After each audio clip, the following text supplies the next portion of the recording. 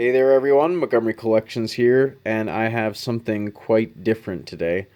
This is a Stahl and Dean 1918 fencing gauntlet, or glove if you want to call it that. I think the word gauntlet is a lot cooler. And this thing is definitely built for protection of the wearer in mind. Now, it's got a few different materials in it, and I'll get through those in a second with the construction of it and everything. But first, a little bit of a background. I was going through my bayonet journals, the Society for American Bayonet Collectors journals, and I ran a search on fencing stuff. And they had an article in there about a fencing gauntlet. So I read it, and lo and behold, about 2 days later, one of them pops up on eBay. And apparently these things are quite rare. So I went ahead and I picked it up. So they're pretty interesting. First off, they were made as like basically for bayonet fencing in mind. I suppose you could use this for regular fencing, but the glove's a bit bulky.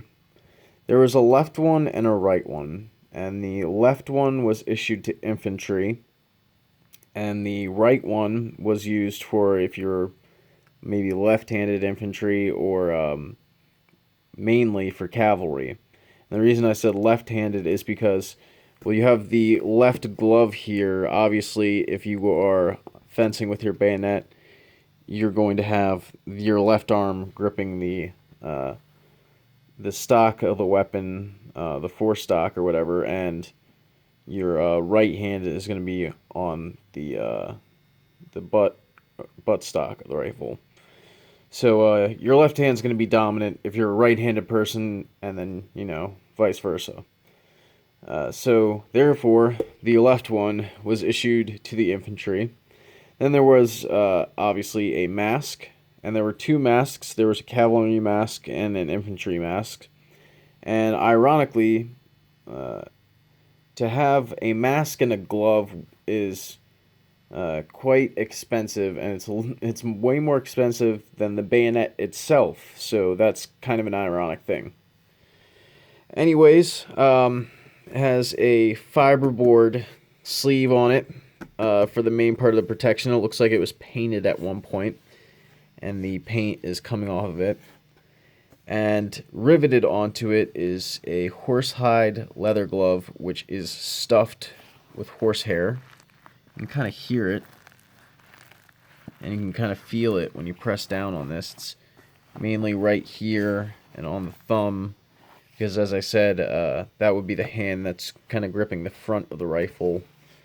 We turn it over, and you can see right here that there is an inked stamp. It says Stahl and Dean, and it has the U.S. Flaming Bomb, mark of the Arsenal, Chicago 1918 CS underneath it.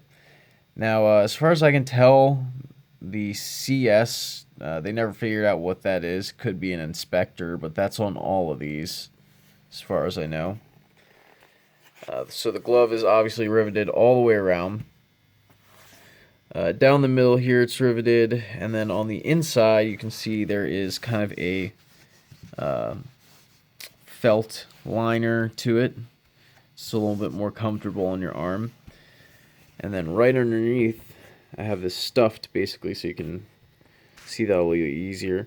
Right underneath on the bottom there, right here, you can see there's a little bit of padding. That way your arm doesn't get irritated from the edge of this.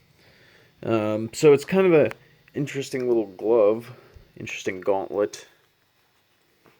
And honestly, I've never seen them before, and the only other time that I've seen them is in the Society for American Bayonet Collectors journals. Alright guys, that's it for today.